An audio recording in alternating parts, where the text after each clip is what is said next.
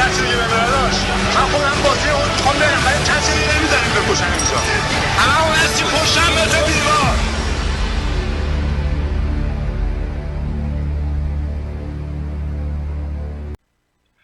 با سلام‌های گرم و صمیمانه خدمت شما بینندگان عزیز تلویزیون کانال جدید به برنامه نه به اعدام، برنامه از کمیته بین‌المللی علیه اعدام خیلی خوش آمدید. من حسن صالحی هستم و این هفته در غیاب دوستانم این برنامه رو من خدمت شما عرضه می‌کنم. جمیل فرزان رو هم در بخش فنی داریم که من رو همراهی می‌کنم و بسیار ممنونیم از تلاشاشون. خدمتتون عرض کنم در برنامه هفته من مایل بودم سر دو موضوع صحبت بکنیم. مصاحبه‌ای نداریم، گفتار داریم، در مورد دو موضوع خودمون صحبت میکنیم. یکی در مورد صدور حکم علیه رضا رسایی که از معترضین انقلاب که صدور حکم اعدام برایش صادر شده، قبلا در موردش صحبت کردیم ولی نظر به اهمیتی که داره در موردش باز دوباره ما بیشتر صحبت خواهیم کرد. و یکی دیگه در مورد قتل فجیع داریوش مهرجویی، کارگردان سرشناس و همسرش نویسنده وحیده محمدی فر. من دوست دارم صحبت بکنم که ما رو این قتل یا یاد قتل‌های زنجیره‌ای انداخت. با ما باشید. راه‌های تماس با کمیته بین‌المللی علیه اعدام رو اول مرور میکنیم و سپس به ادامه برنامه خواهیم پرداخت.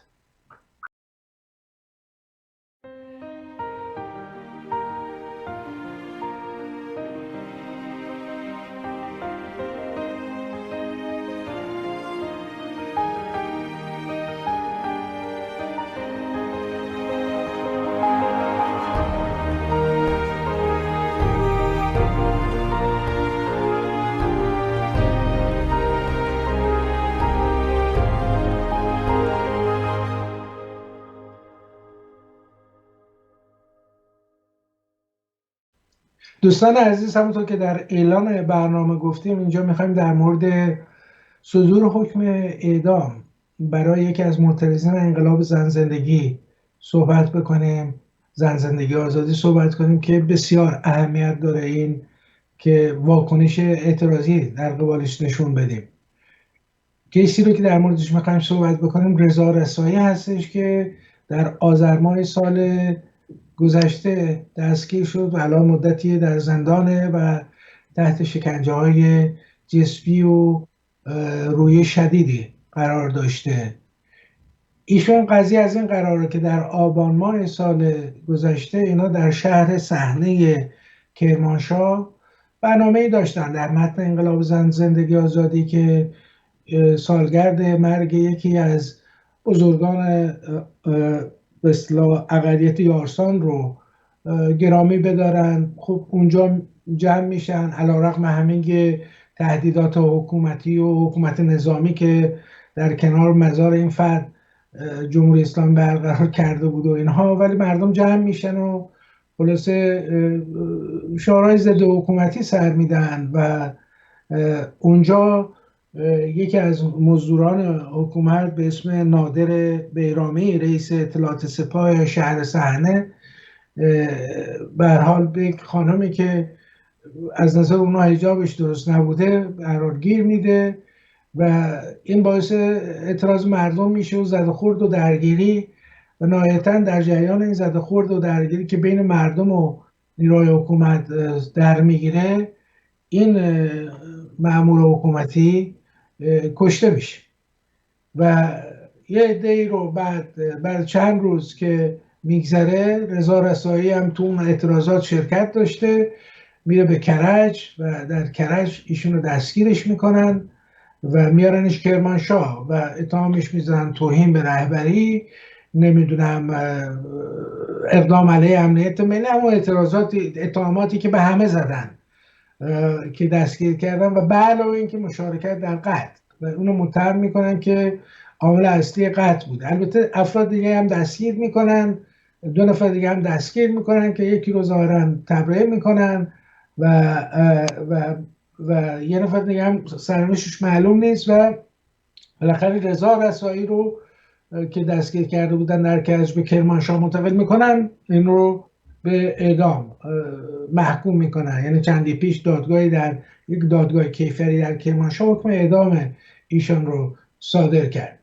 رضا رسائل در زندان آشولاش میکنن، اینقدر مورد شکنجه قرار میدن که به طوری که انگشتاش آسیب میبینه، انگشتای پاش شکسته، کتفش خیلی آسیب دیده که هم درد مداوم داره و دندهاش رو شکستن.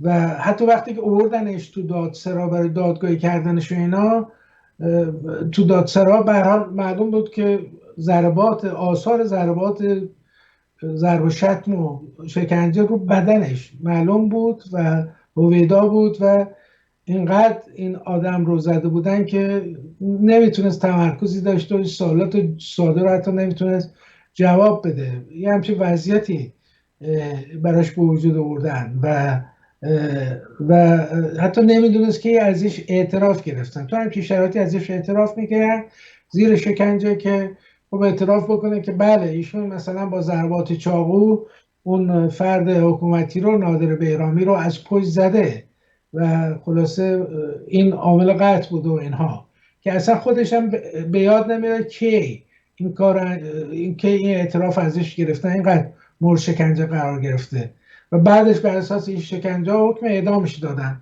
کلی تناقضات در این پرونده است، همونطور که در پرونده مثلا نوید افکاری بود، چون این پرونده خیلی شبیه پرونده نوید افکاریه ولی اعتنایی نمی‌کنن. من جمله این که بالاخره گفته میشه این باوی که به قتل رسونده، این آدم حکومتی که به قتل رسونده شده یا کشته شده تو این زده خورده درگیری، از جلو مورد حمله ضربات چاقو قرار گرفت، در صورتی که من به اون اعترافاتی که رضا رسایی کرده از پشت بیض زدن، ضربه چاقو زده که به هر حال کاری نبوده، اینطوری نبوده که منجر به قتلش بشه.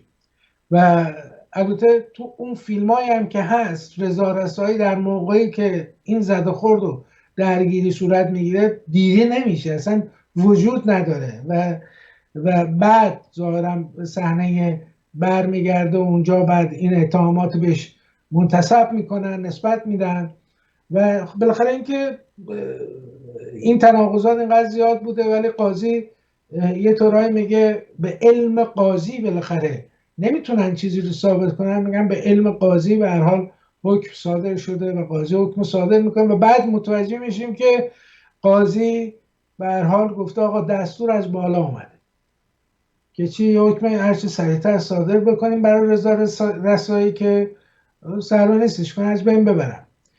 این کیس خیلی همونطور که گفتن خیلی شبیه کیس نوید افکاریه که اون هم متهم کردن به قتل یکی از عوامل حکومت بدونه که بتونن تا ثابتش بکنن و به قول نوید افکاری دنبال یک گردنی بودن که تناب دارشون رو بهش آویزون بکنن و یک نفر ببرن پای چوبه دار و فقط به عنوان کسی که این مأمور ما رو، آدم ما رو به قتل رسونده، بخواستن انتقام خودشون رو بگیرن، زهر چشم بگیرن از مردم که ما جوابتون اینطوری میدیم و میکشیم و شکنجه میکنیم، مورد ضرب و شتمتون قرار میدیم، آزارتون میرسونیم در زندان و نهایتا هم حکم اعدام صادر میکنیم، جونتون بگیریم.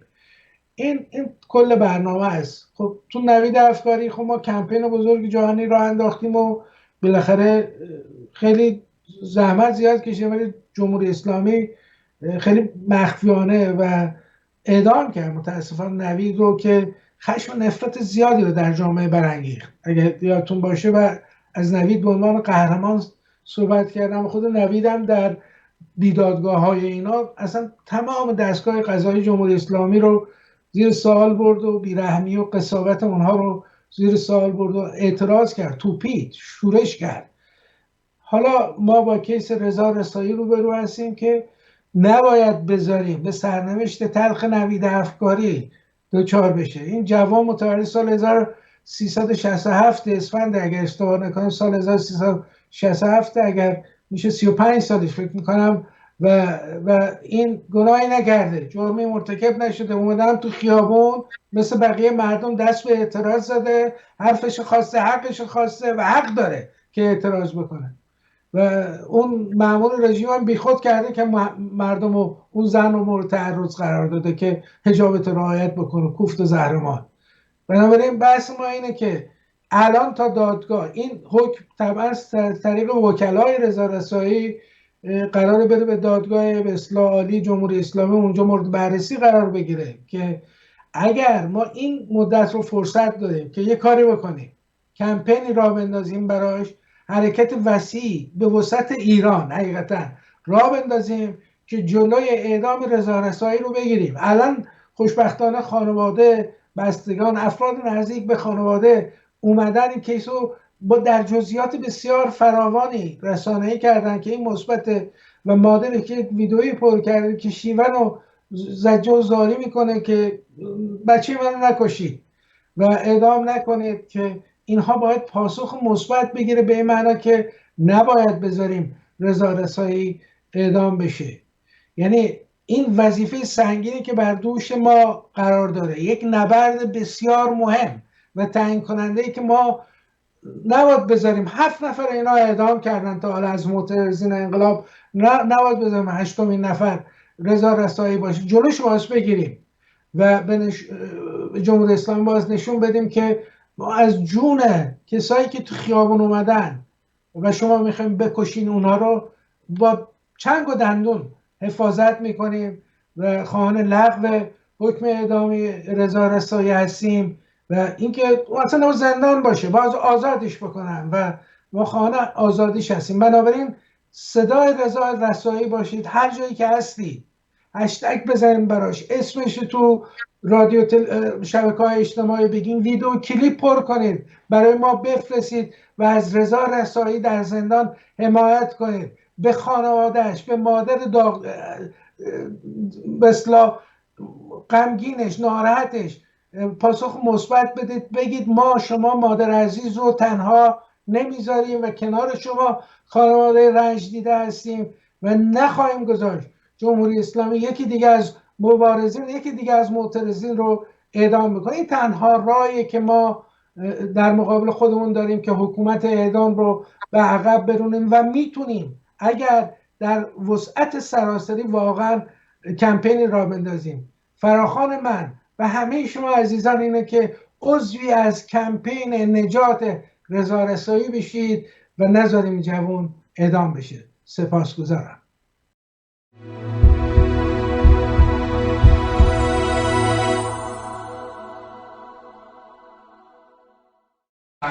چی بگم؟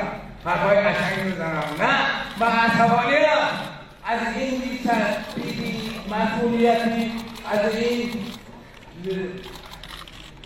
حقارتی که گریبان ما شده. ما یه مملکتی بودیم که سالها قرنها نیمه کره زمین رو حکمرانی می‌کردیم با صلح و صفا. ما آدم‌های ژنی بودیم تو دنیا. از جراحان ما توی این 5 سال گذشته بهترین اعمال رو انجام دادن با کمترین فرصت. ولی این آقایی که این جراح کرد این رو دو هفته پیش به من میخندید، زنده بود، اینو کشتن، قاتلن اینا، قاتلین میان ما هم ما باید اینا مباحثه بکنیم اینا رو.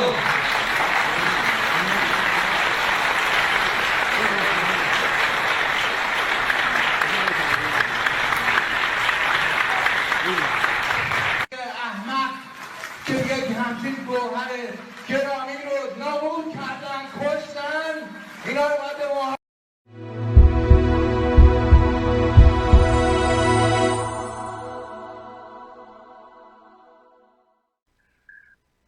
دوستان عزیز، صحبت‌های داریوش مهرجویی رو میشنیدید که در جمع سینماگران ایراد میکرد و میگفت قاتلین در میان ما هستن و اونها رو باید به محاکمه بکشونیم.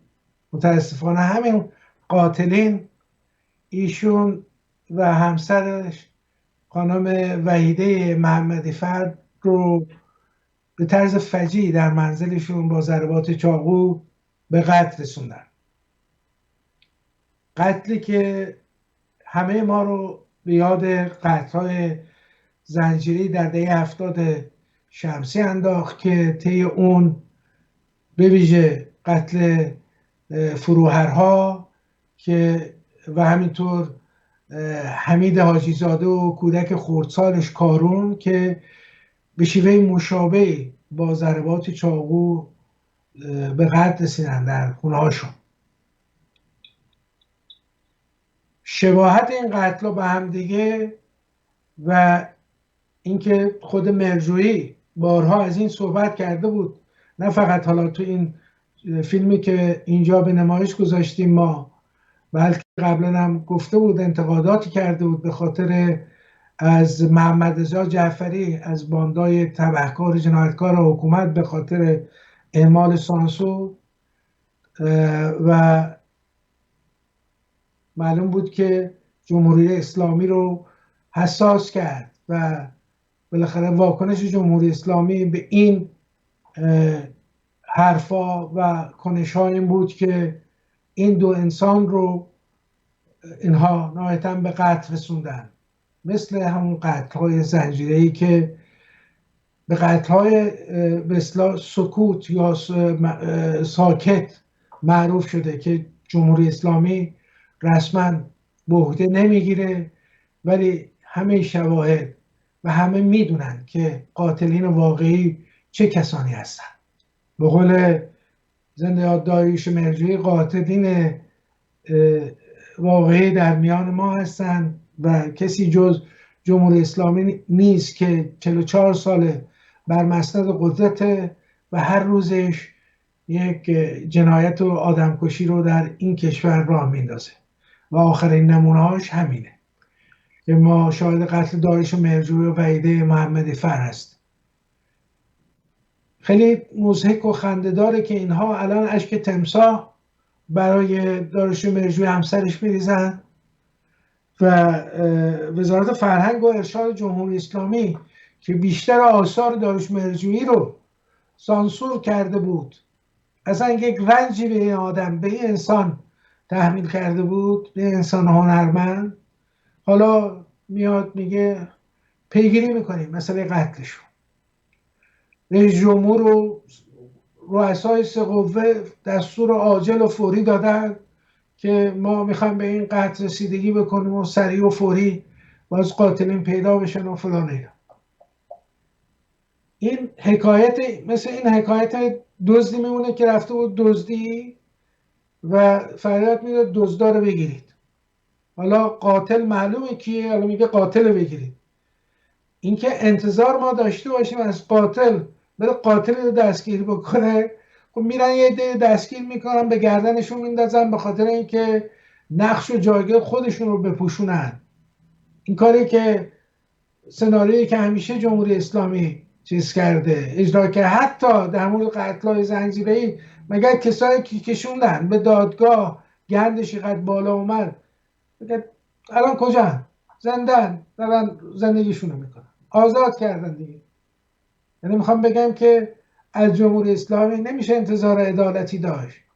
جمهوری اسلامی فکر میکنه که با توجه به اعتراضاتی که سینماگران هنرمندان داشتن فکر میکنه زهر چشم بگیره دیگه، میخواد از اونا زهر چشمی بگیره، از جامعه زهر چشم بگیره و دید چندین مورد هم اینا رو انداخت زندان. سینماگران ترانه علی دوستی رو شاهدش بودید یا کسای دیگه رو به زندان انداختن، ولی خود دید با چه واکنش جهانی روبرو شد.